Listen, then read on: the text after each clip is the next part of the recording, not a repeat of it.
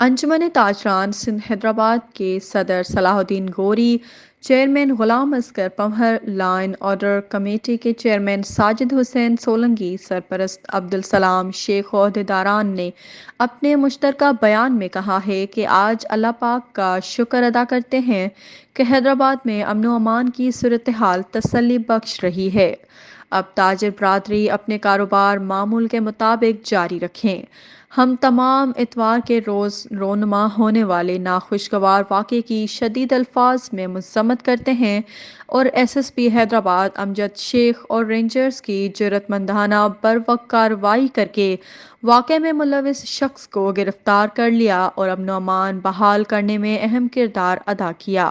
اس موقع پر صلاح الدین غوری نے حیدرآباد کی تمام تاجر برادری سے درخواست کی ہے کہ وہ صبر و تحمل کا مظاہرہ کریں، امن و امان کو برقرار رکھیں اور کاروبار کو معمول کے مطابق جاری رکھیں۔